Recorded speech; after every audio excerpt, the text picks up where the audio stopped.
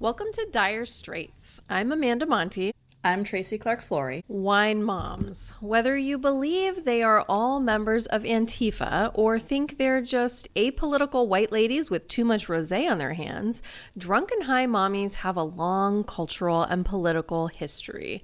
Centuries before mommy juice and mom water TM, before the Bad Moms movies and the giant wine glass memes, moms were getting high to escape the crushing demands of marriage and motherhood. We're going deep on inebriated moms today, folks. We'll dig into both progressive and conservative characterizations of the wine mom and consider her political power today. What does the wine mom tell us about gender, power, and feminism? What does she tell us about individualism and collective belonging? And what has the absence of a social safety net taught these gritty moms about fighting authoritarianism today? Love them or hate them, drunk and high moms are one of the most important cultural figures for understanding women's agency and refusal under patriarchy. The stupid conservatives who have come for this beloved figure should be shaking in their fascist boots. So get cozy, grab your glass of wine or your sparkling water if you are, like me, a recovering wine mom. We are traveling through time to give you the definitive feminist history of the wine mom. This is a totally free episode. Isn't that nice? That said, we are a 100% reader-supported podcast. We do this show because we think it's urgent and important, but also we have bills to pay.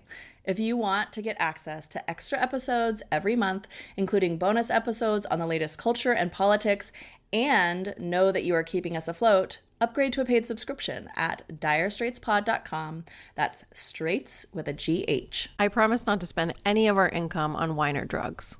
And I do not.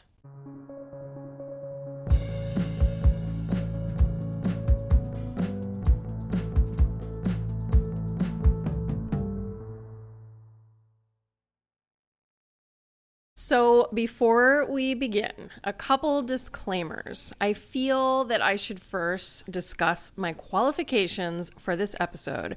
Tracy, as you know, I'm coming up on 5 years sober, really 6 if you count the first year when I had like a glass of champagne after Biden was elected, which like, oh my gosh, I thought that was a good thing, things were going to get better.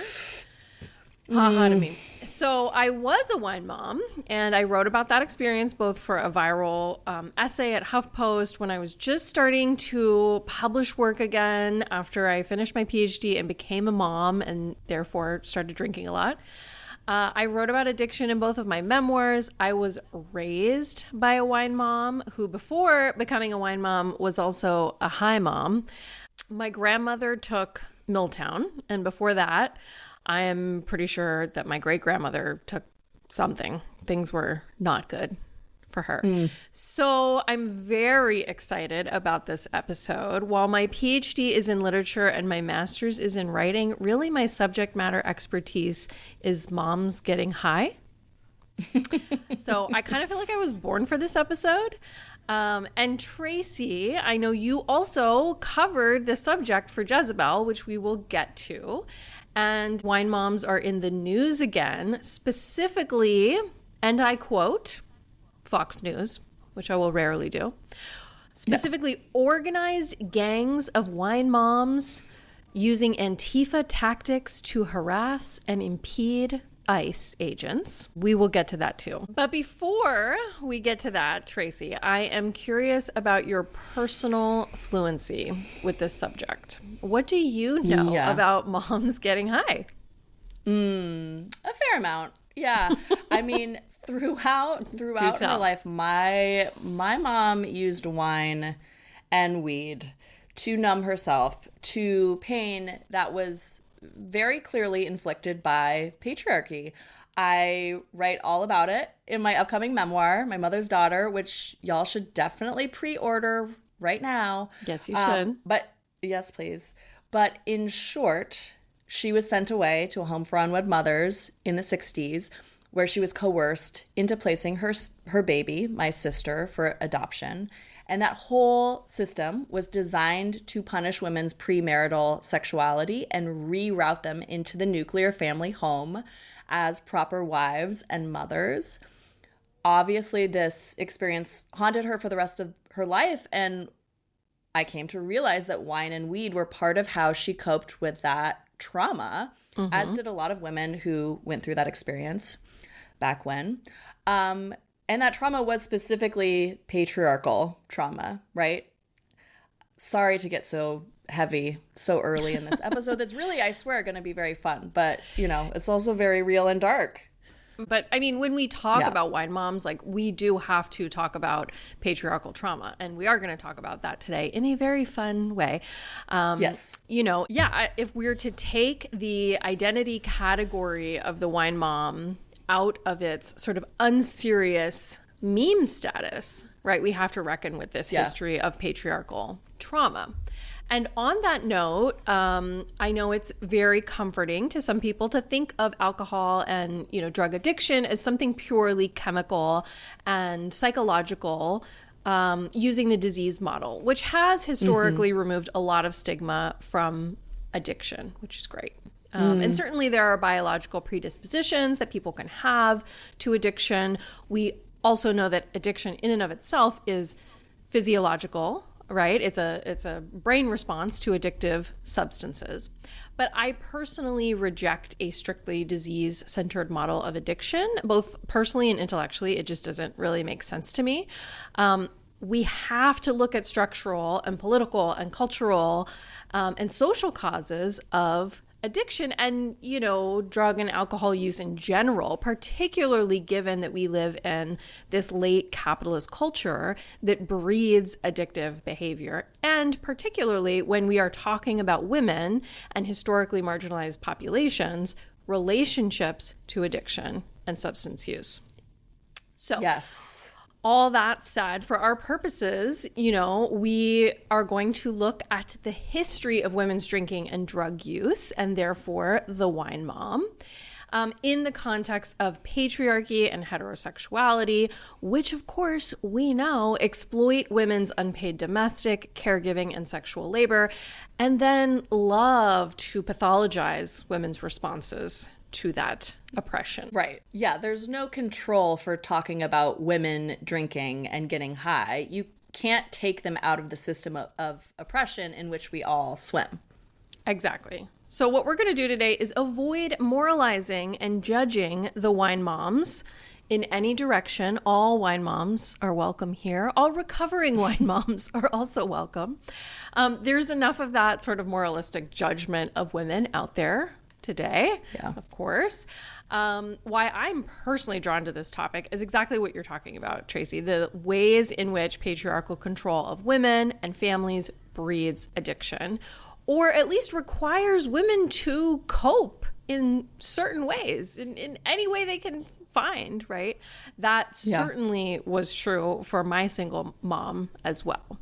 So I want to start by unpacking the rather long and complex history of moms who get high, and really by asking what a figure like the wine mom tells us about heterosexuality, of course, also gender, power, and I think maybe most importantly, this super tricky, sticky territory of women's agency under patriarchy. Yes, I love it. Okay, let's go. Can we cheers to the inebriated moms? I have my wine glass right here. You instructed me to show up with a wine glass. I did. It's filled with water, but I'm clinking. Water works. Mine is filled with some iced coffee, and I wore my most ridiculous wine momish shirt. You know, I really tried to like text everyone I know and ask if anyone had a rosé all day shirt. Unfortunately, oh my God. None of your friends do. Nobody has them anymore. I think if I had asked like 5 years ago, then. Yeah. So cheers. Cheers to the wine moms. Oh, well. Cheers to the wine moms. And to all the intoxicated moms, really. Okay. To understand the wine mom, we have to go all the way back to the Greeks, who gave us the not at all suspect idea of hysteria. Perhaps you've heard of it, Tracy. The wandering womb. which is, of course, a very catch-all diagnosis for women who stepped out of line, right? Who wouldn't stay in their place. Yeah. Early on, women who were thought to be hysterical were treated with all sorts of herbs and wine, and of course, sex with their husbands, which was believed to be a healing practice. Mm-hmm. Ha ha. Yeah. Plato, Aristotle, and Hippocrates shared the opinion that the uterus was sad and unfortunate when it did not join with the male and make babies, give rise to a new birth. Also, the women came down with hysteria because they were not having enough orgasms, which feels very relevant to our purposes. But the treatment for a melancholy uterus was marriage, sex, and pregnancy. Of course. Yeah, of course. Always does wonders for a woman's mental health. So, and her uterus. Genius. But some women escape this culture to become Maenads, which translates to mad woman or frenzied woman, and they would basically drink and dance in the forest as a way to release anxiety and tension. Yes. That sounds very fun. I love that. I thought you would like that. Yeah, it's like a state of total liberation. I should say that part of this ritual was also like tearing apart animals and eating them with their bare hands. Oh, well, you might have led with that, Amanda. I mean, it still seems like a lot more fun than living in patriarchal Greece. I mean, honestly, look, maybe that was just part of what they needed to have this release. That would have been us. Judge? It would have been us. We would have been, come on. Hell yeah. Hell yeah. Hell yeah. Oh, I could see going there, When pushed, I could. Yeah. When pushed, exactly. And pushed they were. That's a threat, by the way. I mean, things are pretty bad. There are definitely days, recently that I've had where it sounds pretty appealing. How long before we were like broadcasting from the woods, like dancing around a fire and eating animals with our bare hands? Well, I mean, not to go on a total tangent, but we do know that like the blood sacrifice and these kinds of ritualistic behaviors are at the highest levels of male power. So why can't we join in? I should say that in Euripides, the Bacchae, understood by some critics as a critique of misogyny and Greek patriarchy, these mad women also killed men. So maybe that's a little too far for us. Maybe. But this is a really fascinating history that, of course, like it's worthy of multiple episodes and a long conversation. Some read Dionysius as a genderqueer or non-conforming figure. So there's a very interesting sort of like resistance to heterosexuality there, potentially. All of this is a little bit different from a mommy wine party, but already we see this association between women drinking and partying, also freedom from patriarchal constraints, and sexual freedom, which I thought you would like. I do appreciate that, yes. Okay, so pushing forward in history, we also know that Queen Victoria took laudanum, which is a tincture, like a mixture of opium and alcohol. She also ate sweets laced with cocaine, and she famously had 9 children. So, I'm sure the crown was a very heavy toll to bear, and I'm sure that she actually did very little childcare, but she did birth those children. And I would imagine that maybe had something to do with her drug use. That's not a stretch. That seems like totally appropriate. Yeah. Yeah. She also used chloroform in her births, and I've read accounts of her using marijuana for cramps. I imagine that was happening while she was pregnant as well. So she was high all the time. She was taking all the drugs. All the drugs, yeah. And honestly, I mean, 9 kids. It's understandable. Can you imagine? Is it drug abuse or is it just common sense? Oh my God, it's just straight up survival at that point. Yes, I would have to agree. But we should talk a little bit about Laudanum, which is the sort of like mommy's little helper before mommy's little helper. So in the era of like Jane Austen and also in, colonized North America, women were given opium and alcohol, this mixture. Of course, again, we're talking about upper class white women, right? But people were given it for everything. And women even gave it to babies to quiet them. But of course, as, persists like throughout history, women's mysterious diseases were very frequently treated with laudanum, whether they were seeing ghosts or feeling melancholy or having postpartum depression, which of course they were not naming as such yet. Yeah.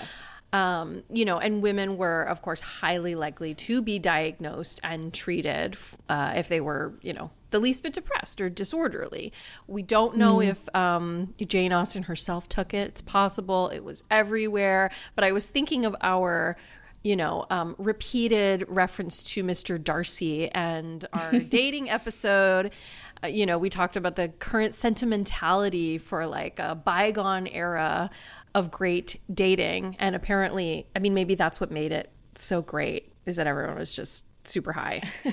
They were all high. No wonder he talks like that. Right. And kind of side note, but since the Brontes are kind of like back in the news, we could say, they're forgotten back. Yeah, they're back. They're having a comeback. Not the forgotten Bronte brother though, who became a laudanum addict. Ooh, so, interesting. Sorry, Branwell. I didn't know that. Bronte. Yeah, fun fact. Branwell. Aw, and the name Branwell. Too. Very sorry. Clearly he was suffering from a male loneliness crisis. A crisis of masculinity. It's been going on for a very long time. Yes. And he treated it with laudanum. So, we can see how that reflects what the wine moms were doing. But in the Victorian era, doctors pivoted slightly and just gave everyone cocaine. Nice. And again, like everyone was high, not just women, not just moms. Like yeah, everyone was just doing cocaine. Eventually, this did become less socially acceptable. But this is a really great story for you, Tracy. Even Freud and his colleague, Dr. Wilhelm Fleiss, nearly killed a woman, Emma Eckstein, after Freud had diagnosed her with hysteria and cauterized her nose with a gram of cocaine. So they thought there was like this connection between the nose and the uterus. And, Freud was like, hey, Fleiss, why don't you help me out? They put her through this ridiculous nasal surgery and then just stuck a gram of cocaine up her nose to cauterize the wound. This was supposed to help her not feel hysterical. Later, when she got an infection, they found out that Fleiss had left surgical gauze in her nose. And she was permanently disfigured. She did survive. But so, of course, Freud was also an addict and was clearly, like, I'm assuming these guys were extremely high while they were doing this. Exactly. Right. Oh, my God. Oh, that's insane. Oh. Can you imagine, like, that's what she needed, they thought. Oh, God. Yeah. Oh, that is, oh. So it was after that, then, that we got Mommy's Little Helper, right? Right. Yes, right. And I should say, like, just to be clear, contrary to the mad women in the forest who were liberating themselves, right? And sort of escaping patriarchy, or even Queen Victoria, who's clearly self-medicating because she's wealthy and she can just like afford all the drugs. Mm-hmm. We're now talking about men forcibly getting women high. So Mommy's Little Helper is the sort of like canonical cultural figure that we have of that historical trend. So that was diazepam, Valium, which was approved in 1963. And I thought you could read for us, Tracy, the lyrics from the 1966 Rolling Stones song of the same name. Okay. Men just aren't the same today. I hear every mother say. They just don't appreciate that you get tired. They're so hard to satisfy. You can tranquilize your mind, so go running for the shelter of a mother's little helper. I mean, heteropessimism. It's not a new phenomenon, right? Yeah, it's like men are just jerks. They suck, and so we must intoxicate ourselves, right? Right. Which is interesting because, I mean, of course, the mother's little helper has a complicated history, right? How many women were running for the shelter, and how many women were being forced to take these drugs by men that they were married to and their male doctors. Like, huge difference. Yeah. Huge difference. Huge. Yeah. Huge. Right. Yeah. There were also some very famous alcoholics in that time period, Betty Ford and Joan Crawford. So maternal figures. Joan Crawford famously depicted in the film Mommy Dearest, which my mom always played for us when I was young. I don't know why. Whoa. That's intense, Amanda. That's intense. She loved it. So was she drinking during the infamous wire hangers scene? My mom or no, well, Joan Crawford? Both. Joan Crawford were drinking, yes. Was that like part of the context of that? Yeah, and I think that it's actually a middle of the night scene. So obviously we start to get some depictions of women who are drunk that are negative. Yes. But Milltown or meprobromate was also a tranquilizer that I mentioned earlier that, at least within our family mythology, my grandmother took for her housewife syndrome, which was an actual fascinating diagnosis. And that was introduced in the 50s, so a little bit earlier. Jesus. Yeah. It's and I'm so reading dark. It's so dark. God. I'm reading this novel, The Mad Wife, right now. And the protagonist is a mid-century housewife who takes Milltown. And a major element of the plot is that she's terrified that her husband is going to force her to get a lobotomy because she's struggling with the loss of a child. Right. So, again, this wasn't exactly an era of women self-medicating so much as men colluding with doctors to medicate their wives into submission. Exactly. Yes. Really weaponizing the medical system against their wives. That said, I'm sure it was both. Again, we've seen Mad Men. We know Betty Draper was a functional alcoholic wine mom. So. Yeah. Yeah, right. So during the sexual revolution, while housewives were ostensibly criticizing the free love hippies in my hometown of Berkeley, California, they might also have been sitting at home smoking cigarettes and taking Valium, right? Very, very likely. When really what they needed was some sexual liberation. They needed to be dancing in the woods and eating That's what I'm saying. Animals. That's what I'm saying. I'm like the hippies. Yeah. In Berkeley. That's what they did, right? I mean, Valium, Milltown, right? What they had in common is that they were heavily marketed as a way to ease the anxieties brought on by children in the home. So whether women were choosing to take them themselves or their husbands were, strong-arming them into it, the idea was that these pills were going to ease domestic anxiety and depression and psychic pain. And of course, the idea that men could be held accountable for the presence of these stressors was, it was coming into the culture, but not dominant. Yes. I'm going to show you a couple of ads, Tracy, for these medications, and I want you to tell me what you notice about them. Okay. All right. Okay, so this first one for Milltown, it says, pregnancy can be made a happier experience. All right. This other one is for Butasol, and it's, oh God, it says, now she can cope. And, well, there's a lot going on in this picture. It is a lot going on. There's like a housewife who's being tied up with string by her daughter who is wearing a Native American headdress. That's totally inappropriate. Yeah. It is totally inappropriate. And wow, whoa, we could do such a deep deconstruction of this image. And it says daytime sedative for everyday situational stress. Mm-hmm. Oh my, these are amazing. Okay, but this one, holy moly. There's a woman in like a very short dress, like leaning back in a chair kind of seductively, and it says, "Clean up the office party." And there's a quote, "I never realized that nice Mr. Smithers had such pretty green eyes."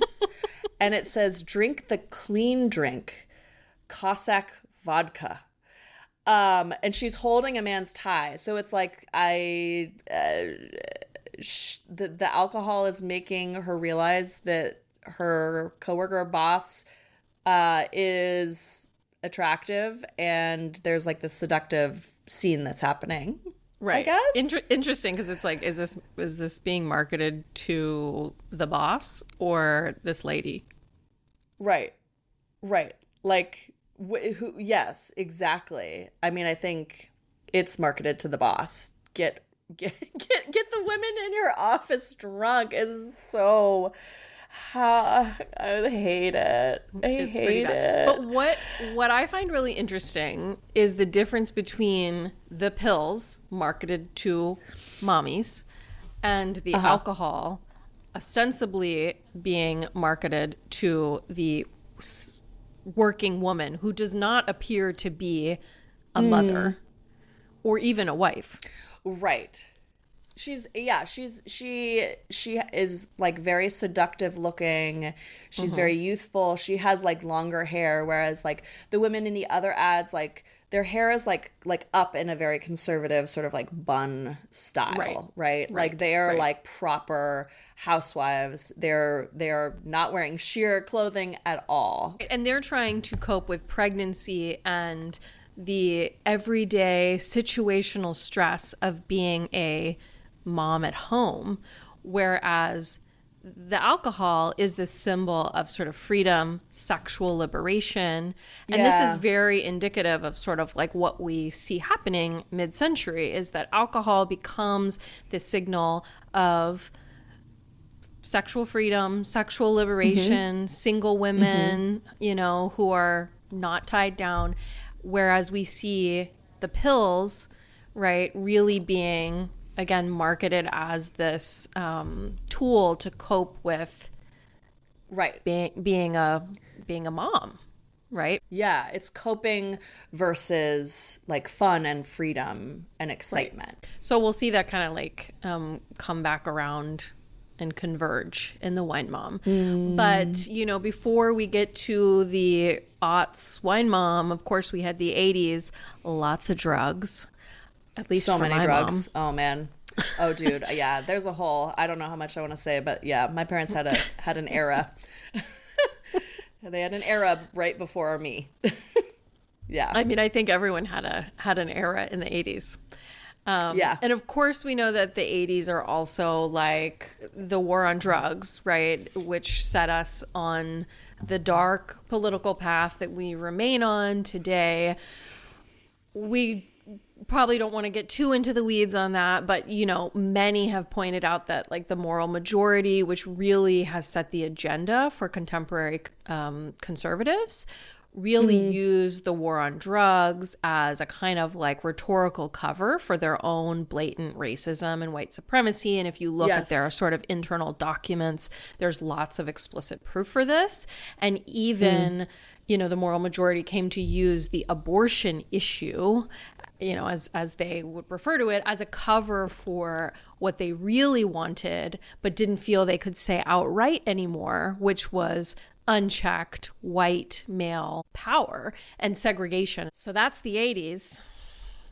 Oh my gosh. Okay. Yeah. And then, so then we're getting into like, the 2000s, right? If we fast forward a little bit, and there's the unfortunate advent of Facebook. Unfortunate advent. And I mean, like, yeah, looking back, so very unfortunate. And so-called mommy blogs, right? Right. And a huge shift in terms of how moms, especially white moms, were gathering online and self-identifying in relation to the struggles of motherhood, right? So if we think about like those mid-century images of women who are like, I just really need a pill to cope, right? Now it was like, I need to read the mommy blogs to cope. Yes. And the Facebook group Moms Who Need Wine is considered one of the first like big mommy wine groups and sort of like the beginning of that notion of the wine mom. Yes. Okay, so this is really where like my knowledge of wine mom culture comes online. And I know that researchers have looked at the explosion of this online culture and suggested that it was partly a reaction to newer expectations around intensive parenting, which I've written about in the past as like a style of child rearing that emerged against the backdrop of growing economic inequality, lack of social supports, and that really demands that parents be fiercely dedicated to ensuring that their children are successful. Obviously, intensive parenting demands largely fall on mom's shoulders. There's that stat that maybe you've seen floating around that moms who work outside the home spend as much time on childcare as stay-at-home moms did in the 70s, which is that is a stat that I've seen so many times, and it never ceases to amaze me, honestly. Totally. Same. Well, and it's like, so arguably that situational stress, of like the mid-century moms were experiencing is worsening.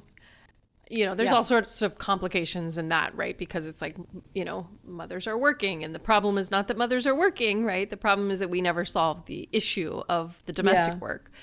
But yeah, I mean, it's really no wonder that era birthed, pun intended, the meme of the wine mom. She became this really culturally recognizable symbol of maternal struggle. She is a woman underwater, but she also has this kind of like, fuck this attitude.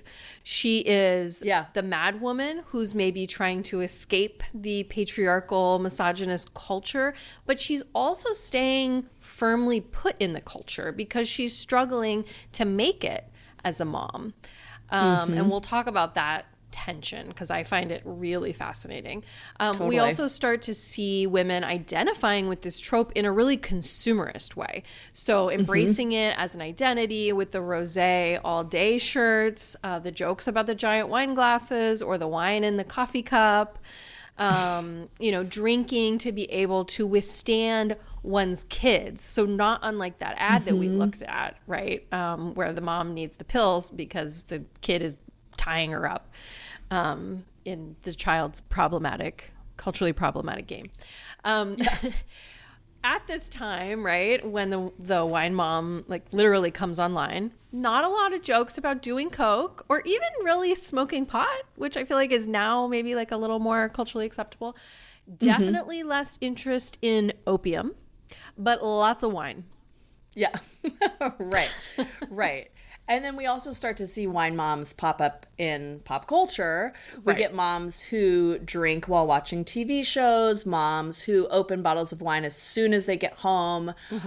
There's shows and films that are specifically made for wine moms, like, Bad Moms and Cougar Town. Of course, too, there's Amy Poehler in Mean Girls. She's not just a wine mom. She's a cool mom. Right, exactly. But she's cool because she's a wine mom, right? Yes, they go hand in hand. Noticeably absent, though, from the wine mom's image, and this is so important for our purposes, like I really just want to underline this, is a husband or any critique of marriage and heterosexuality. Yes. Right? Which is like, I feel like we may have sort of cultural amnesia if we don't like stop for a minute and really think about that time compared to now, where we do see so much critique of marriage and heterosexuality. So true. Right? So like, true. Right. Like, yes. so bizarre to look back at that era and be like, where's the husband in this conversation? Right. And why is she not mad at him? I mean, maybe he was like, I'm trying to remember in films like Bad Moms and stuff like that. Like I feel like the husbands were like, you know, it's like that kind of like bumbling hetero husband kind of comedy, right? But like there wasn't like an incisive critique of the husband or his role in the misery that births this you know, need to numb. Right. Well, this was really pre like weaponized incompetence having a viral life on Instagram. Right. And so now we see like that's what women do to make content is they call out men's that exact behavior, right? That then was just kind of like a funny element of the wine mom story. And I mean, to be clear, she's implicitly a straight married woman with kids, middle class, usually white. Of course, there were wine moms that maybe don't fit that bill, right? But in terms of her cultural story, right? Yeah. Like wine moms got together to blow off steam by getting drunk.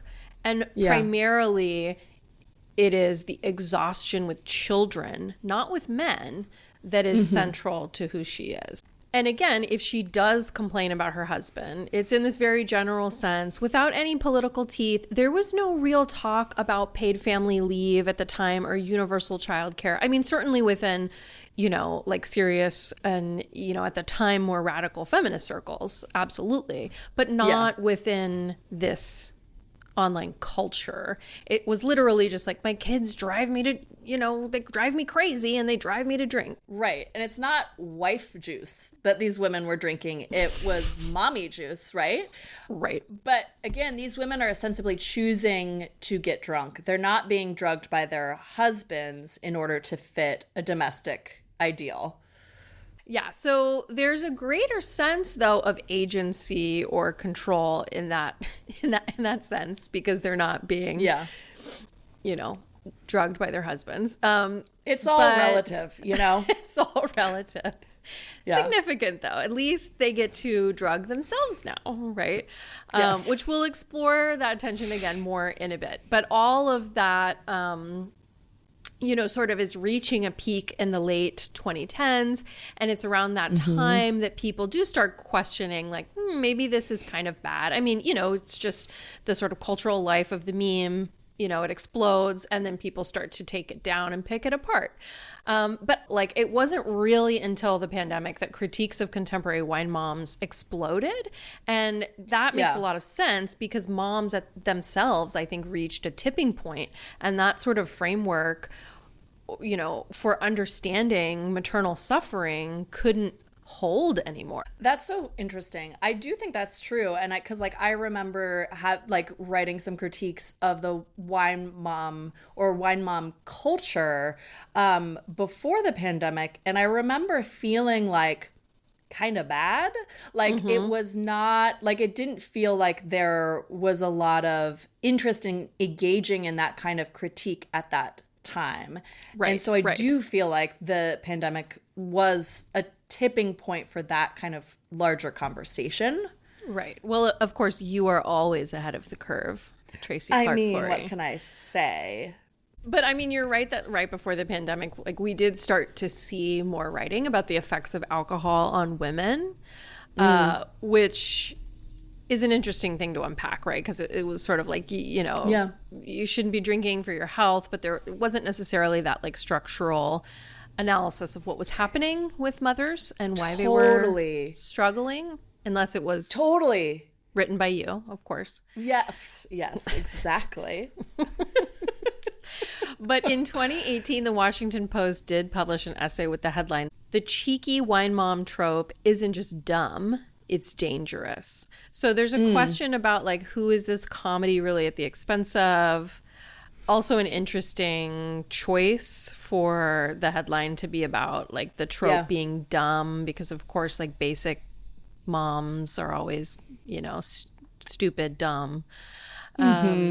But it wasn't just like fear mongering about mothers drinking around their kids. We're starting to see more of an interrogation of like, what is this big joke about miserable moms really covering up here? What's under the surface here? Yeah. So I remember writing about the wine mom trope in 2019 for Jezebel. And it was because of this book. I don't know if this crossed your radar at all back then, but it was called hashtag I mom so hard. Stop. Which there was a hashtag in the title. In the title. It's just all one word, and it's I mom so hard with a hashtag. And it was by Kristen Hensley and Jen Smedley, who had a huge online following at that time. And they were like going on tour. This is like, I feel like I'm making this up because this is so absurd, but they were like, it was like a tour that I feel like was like sponsored by Yoplait, like the yogurt. They were doing a lot of that stuff then, Yoplait, right? Yeah. And they were very much branded as wine moms. They held wine glasses on the cover of the book. Of course and they did. The bottom of each page in the book featured an illustration of a wine glass that gradually emptied as you read through each chapter. No, you are making this up. I know, it's can't so be crazy. And this was like not that long ago, you know? And I was drawn to the topic because I saw how these women were kind of pushing back against, you know, over the top Pinterest perfect maternal expectations, which I appreciated, of course, but they were doing so in a way that ultimately treated parental inequity as inevitable and a given, maybe even as biological and natural. Their rebellion, such as it was completely apolitical. Mm-hmm. In fact, it seemed less a rebellion than a way to collectively endure and cope with the miserable status quo of parenting and married hetero life. There's a weird promise contained in the wine mom that you can sort of liberate yourself from those like natural biological elements of motherhood that are defined by suffering, but that you just do it with like an attitude shift and a glass of wine and nothing else really changes, right? Or that the suffering is just inherent, right? Yeah. And so again, you just need like an attitude shift. So in August of 2021, I wrote an essay for HuffPost, the one that I mentioned, about becoming a wine mom during the pandemic. I mean, I was a wine mom before the pandemic, but you know, you could get alcohol delivered to your door during the pandemic. I don't know if you remember that. So I did. Yeah. And then eventually I read Holly Whitaker's feminist recovery book, Quit Like a Woman, which is so great and really like sort of opened my eyes to a lot of things that we don't need to get into. But like, you know, she has a critique of AA and, you know, some of the sort of ways in which historically marginalized populations might interact with that paradigm of recovery. And I think that was standing a lot in the way for me of quitting drinking. And so it really allowed me to kind of see things in a different way. But I recall being really stunned and moved by the history that she outlines in the book of big alcohol, glamorizing alcohol consumption as a kind of rebellious practice for women. And that really resonated with me because I think I had really wrestled with that. Like I saw drinking a lot at the end of the day as a way to sort of say like, fuck you to the man, to the patriarchy, to, you know, just like to get outside my body at the end of a day that I was very overwhelmed by motherhood. I had 2 really little kids and just all those standards that I was constantly measuring myself against all day. I had housewife syndrome. You know, which, you know, is not to pathologize myself, but to say that there are like real conditions that occur when you're trapped in a house with 2 little children and you feel like it's all on you. Totally. So, well, and there is something about just saying like, man, I need a drink that is resistant to that naturalizing idea of like mothers as, you know, natural caregivers Yes. who are like defined by that role and fulfilled by that role without any sort of like nuance around the challenges of that role. And so, you know, I can totally understand that feeling of like, yeah, like that it is saying fuck you to the man. It's saying fuck you to those normative ideas of motherhood. Absolutely. Yeah. Right. I mean, and it also just provides like a physical release, right? Yeah. Right. An unwinding. And as I wrote in that essay, like ultimately I began to realize that I was sort of like allowing myself or forcing myself or helping myself to sort of fade into the, you know, background of my own domestic space, like rather than sort of fight against it. So that, I mean, I just have to say though, like, how funny is it that we didn't know each other at this time and we're both writing around these topics? Like, this was meant to be. Obviously, yes, always meant to be. I mean, it was a really interesting period because I remember too at that time writing a lot about like the hot mess mom, which was also a very like popular cultural figure, you know, or just sort of element maybe of like the most popular images of mothers then. You know, messy moms and the like the perfectly imperfect mom. You know, this was all sort of pre-trad wives. There was definitely just a lot of interesting depictions of moms who suffer. And I remember none of that sitting well with me, as I'm sure, you know, you probably felt like, given what I knew about the history of the sexual division of labor and domestic inequality, it was like, why are we laughing at this? Like, this is fucked up. This isn't funny. This is actually horrifying. Exactly. Right. Exactly. And then, of course, again, the pandemic like really threw that into relief for everyone. Yeah. 2021 was also the year that SNL debuted the Wine Moms skit. And I wanted to play a clip for you and get your reaction. Presents. Oh my gosh, look at all these gift bags. You girls did too much. Well, it's our best friend's birthday. You know we were going to go all out. Yeah, get in there, Trish. Okay, oh my gosh. Oh, it's one of those cute little funny wooden signs. Look, okay, dinner choices. 1, take it. 2, leave it. That's for me. I don't know. Yeah, I thought you could hang it next to your Life Happens Coffee Help sign in the kitchen. Oh, I love it. You guys know how much I love art. That is so dang cute, Sue. Where did you find that? Home stuff. Oh, home stuff rolls. Open another one. Okay, all right, let's see here. It's another sign. I'm sorry, I copied. Oh, wow. Wine gets better with age. I get better with wine. Okay, guilty. You girls know that's true. We do. I thought you'd like that. You know, there's another small one in the bag. Oh, okay. Wow. Oh my gosh. Okay, I had to read this one twice. Can you drunk how tell I am? You girls are so bad. That was my favorite. You know, it was either that or everything happens for a Riesling. Ooh, that's funny too. That's a tough call. Okay, this one's from me. I think we all had the same idea. Okay. All right. I like you better when I'm effed up. Okay. Aww. There's another small one. Oh. And it's my favorite. Okay. Well, hey, barkeep, I want to die tonight. Wow, thank you. You're going to run out of wall space soon. Yeah. Here's one more. Oh, gosh. Okay. Okay, I drink too much. I came this close to buying that one. Oh, me too. Me too. That is so funny. That was my favorite. I don't see the joke in that one, though.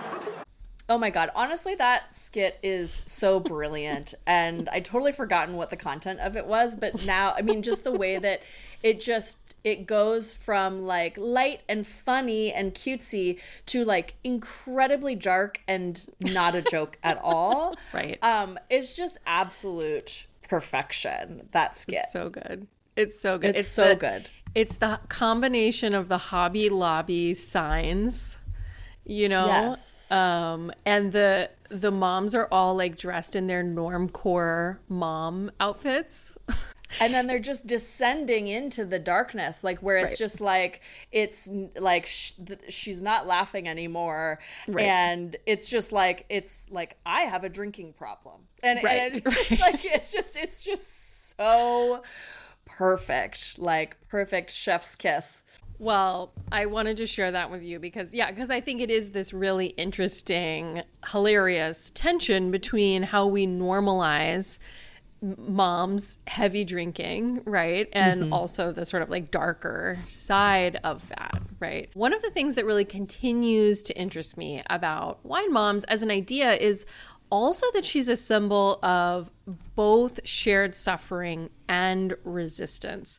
So as I was getting this episode ready, I kept thinking about Lauren Berlant and their theory of belonging and intimate publics, which are these spheres of public life created by, say, women's culture that make us feel like we belong to a group. In this case, a group called women. And so within these sort of intimate publics, again, gathered around some sort of cultural object or image or genre, there is usually some kind of gendered complaint, right? That is kind of like central here. And in this case, the complaint obviously is that motherhood is really fucking hard. So, organizing around this shared experience gives us this sense that we have a shared experience of motherhood.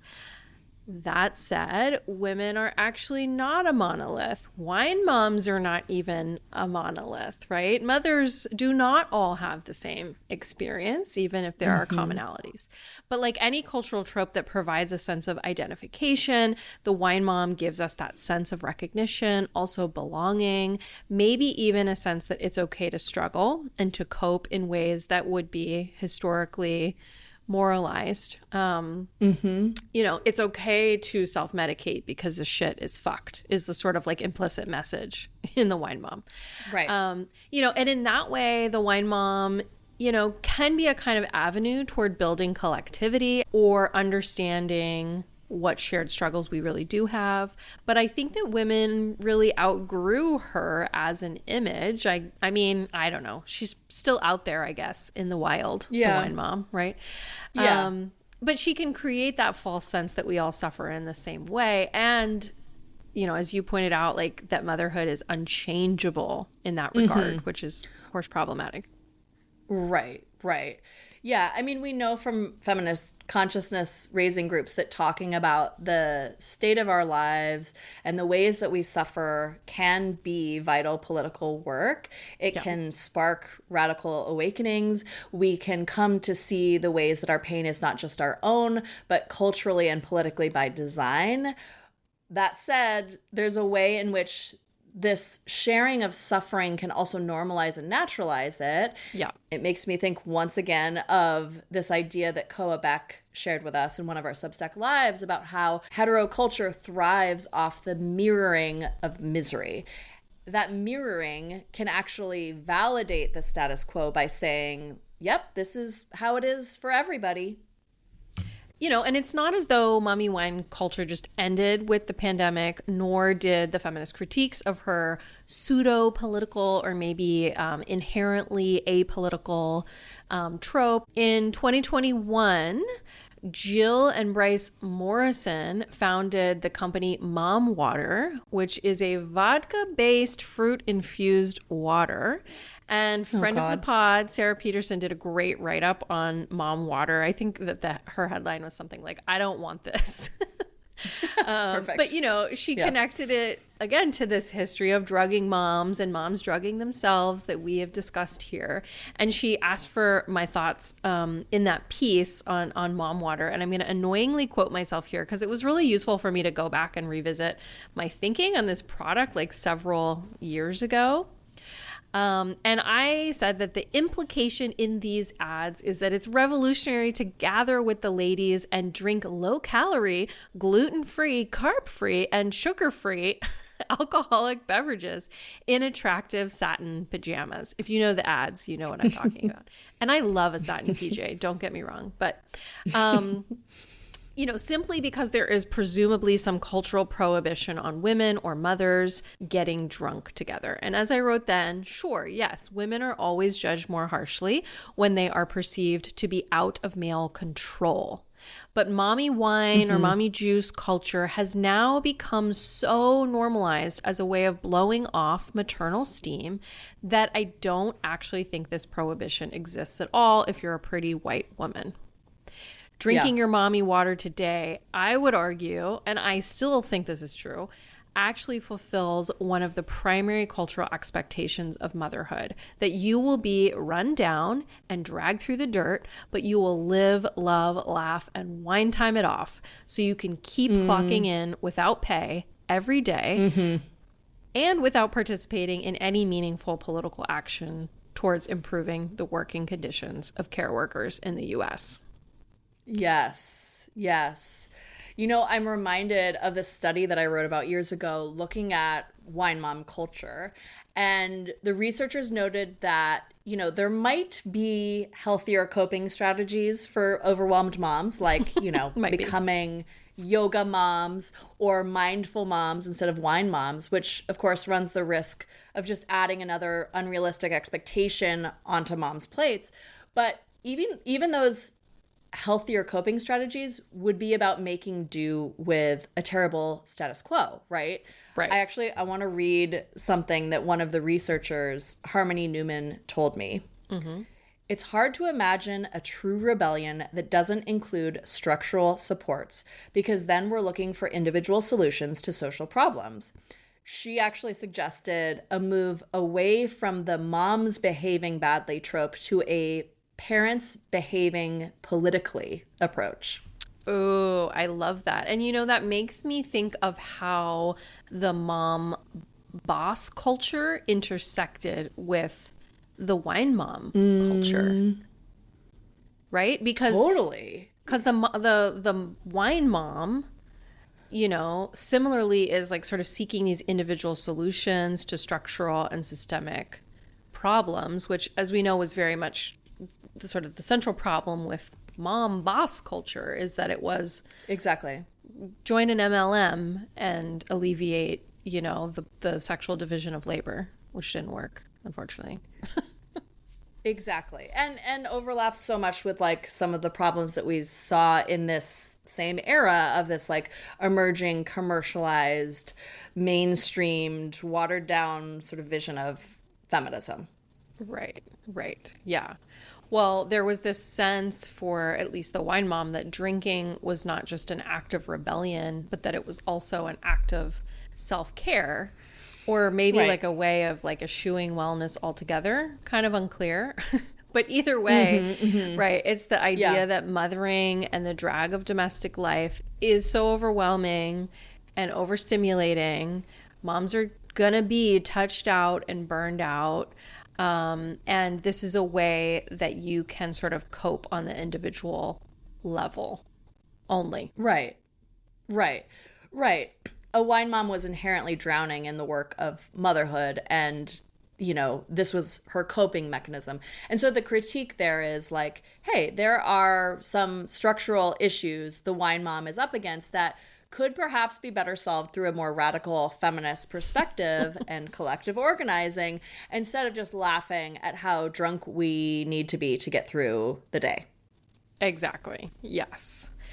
Right. And as we've said, like, what all of that implies, right, is that like women, moms exist in this unchangeable landscape of maternal suffering, and it's funny and it's inevitable, and it's sort of this it is what it is mentality, right? And I think during the pandemic and beyond, to sort of where we are today, right, that approach really just sort of reached a limit point. And frankly, I think moms themselves, particularly liberal progressive moms, became more educated about the structural and systemic problems that they were facing, right?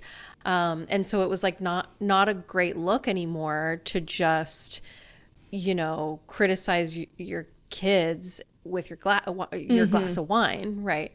I think a lot of mothers started asking more rigorous questions about the questions that feminists have been posing for a really long time, but about the sexual division of labor, about domestic inequality, about marriage, about paid leave and universal childcare and all those sort of like external to the home supports, and about what the fuck the men were doing or not doing, and how this was all connected to other labor struggles.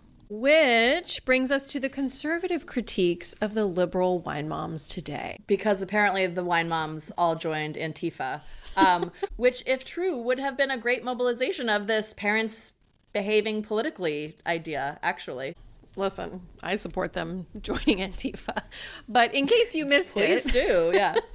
Recently, David Marcus wrote for Fox News that, quote, organized gangs of wine moms were using Antifa tactics to harass and impede ICE agents, especially in bastions of democratic socialism like Minneapolis, Portland, and Seattle.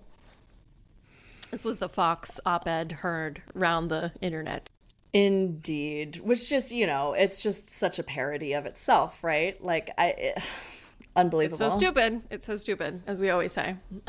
So stupid. It's so dumb. It's so dumb. So dumb. Marcus was, of course, referring to neighbors and legal observers trying to keep their communities safe in the face of aggressive state violence.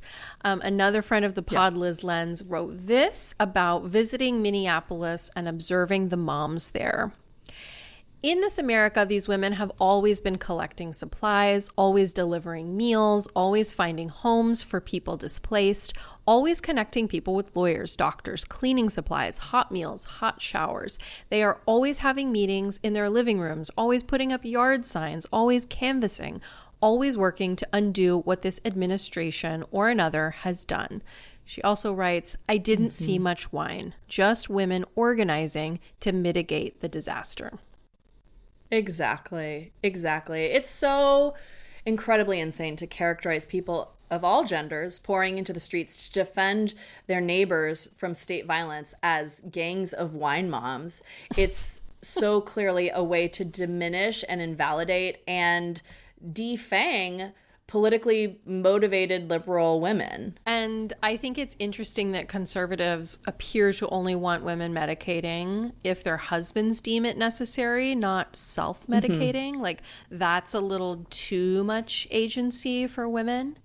But of course, like you said, the liberal wine mom as a figure of disorder and as a political or social threat is a really useful label, just as the childless cat lady trope was, because in essence, conservatives are just attempting to slander all women who lean left, to caricature them as woke crazies, because they are aware of how big of a threat women's defection from patriarchy poses. I mean, they've said this many, many times, right? Single women, liberal women who don't vote for them are this huge threat to the right.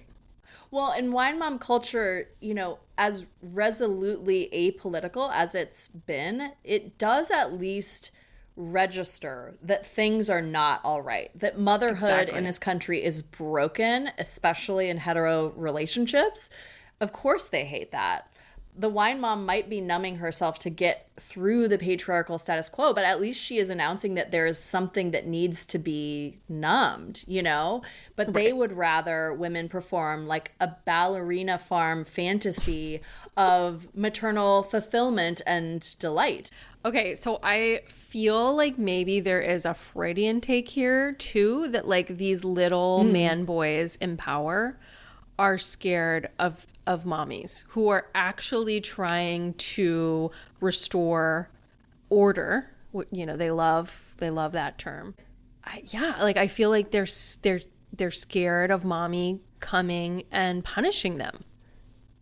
Right. Which is like, I mean, it's so interesting how we don't hear people talking about mommy issues in the way that we hear people talking about daddy issues. Totally. But like, you could totally make the argument that mommy issues are like currently destroying democracy, Yep. like, you know, our planet, like, and so on and so forth.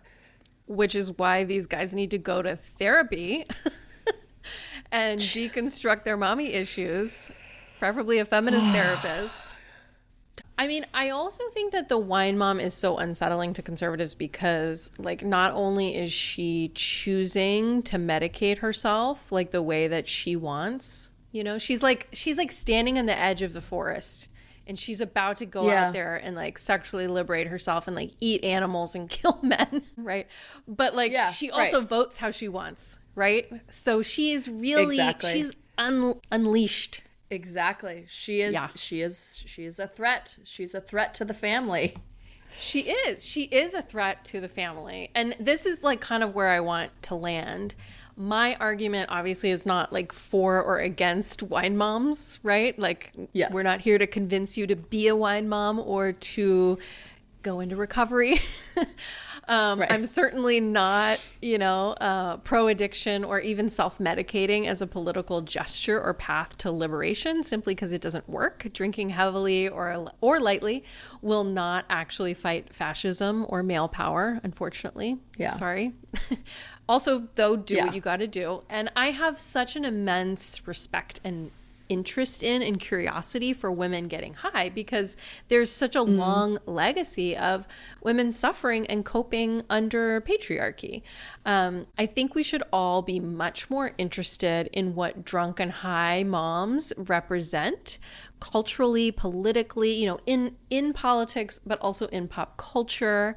I think she represents agency and refusal, but she also represents a lack of agency and an inability to refuse her lot, to get out of it. She is pleasure and liberation, and she's also disorder.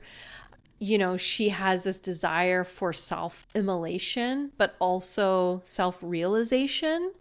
So she is like a paradox in the most feminist sense, right? She seems to contradict herself, right? And maybe it sounds like we are contradicting ourselves in our analysis of her, but that contradiction actually reveals this fundamental truth about living under patriarchy, right? Which is that we are both stuck within it and we are capable of agency and refusal. And I was thinking, like, what's the image like that could really explain her? She's like a Schrodinger's cat, right? She's like both dead and alive until the box opens, and we analyze her, at which moment we're forced to determine, like, is she one or the other? Is she like the rebel truth teller in the forest, or is she a woman who's complicit in her own oppression, the woman drugged up with mommy's little helper? But we are all both. We are alive and we're dead. Oh, shit. Amanda just dropped some crazy feminist quantum physics on us. I told you I was born for this episode. Pay attention, everybody. I love it. I love it. That was such a good mic drop. I mean, I think that you're totally right, like, about this wine mom paradox. I think we could also probably say similar things about other hotly debated topics, like, say, heteropessimism, which reflect the way that women lament and cope with the constraints on their lives within patriarchy. Some strategies we might recognize as more politically productive, more challenging of the status quo, and more interested in collective change. But as a cultural figure, the wine mom, much as the heteropessimist, is a figure who announces that this shit is fucked up. And she's right about that. Exactly. And again, as we said about the wine mom with the heteropessimist women are not a monolith, right? But there's a culture of belonging that's created through complaint. And I think that is much more interesting to me than trying to determine if she's doing enough or whatever, right? Because when we talk about these like cultural figures, they're a kind of like mirage of actual experience, right? We're not actually necessarily even talking about individual women. We're talking about like exactly, what's in the culture and what are the stories that we're telling about women's agency and freedom and all the things. So given that the wine mom is so disorderly and crazy in the best way and is both a symptom of punishment by the patriarchy and a symbol of resisting it, what do we think is her political power or possibility today, if anything? And I mean, like, in this sense, like her actual power, her potential to incite real change, not the caricature of her that conservatives have created. Right. Well, I think the response to the conservative attack on women using this term has been to show that we are a threat, that we won't be shamed into submission with their childish name calling, and that even the most basic moms among us are radicalizing and really good at local organizing and taking care of our communities, whether they are drinking wine or not. You know, we've seen recently some actual political organizing happening around the image of the wine mom against this current administration. But I think what you're pointing out is that there's a way in which she moves beyond that sort of surface level identity politics, you know, or like beyond just being an image around which we can gather and feel sort of united. She's now like a type of woman who has had to be gritty and resourceful and support her local public school and go to political trainings at night, you know, because of that domestic inequality, you know, that we talked about, because of the lack of a social safety net. Women, whether they drink wine or not, right, have become quite skilled at holding up their communities and wearing numerous hats, because if they don't do it, who will? And it's obviously unfortunate that we have had to carry so much, you know, and that women are the social safety net in America, and that we continue to be so spread thin as a result. And I certainly don't want to like valorize that sort of sacrificial maternal suffering. Right. But also, like, we have a lot of skills for taking care of our communities, you know, and many of us are like turning that energy outside of the nuclear family, away from the wine glass and toward collective power. And that's really fucking dangerous to a fascist regime that just wants to divide and control us. So I'm very excited for the wine moms. I think this is their moment. Right. It's so stupid because this conservative attack on wine moms really threatens not just to destabilize their base, but to better reveal to women how these men rely on their compliance, that they need it so bad, so desperately. And they're going to lose their white women enablers if they keep talking like this. So please carry on. I mean, it's such a stupid move on the part of conservatives to come for the childless cat ladies and the gangs of wine moms and to just continue to create these ridiculous images of, the white women that they really need to uphold the patriarchy. And wine moms may be a lot of things, but don't come for them. They are grumpy and they will not forget. So I think that's a perfect place to land. In this era of deep fascism, we raise our glass to the radicalized wine moms in the street, in their new era, in their Antifa era. And also there's help out there if you need it.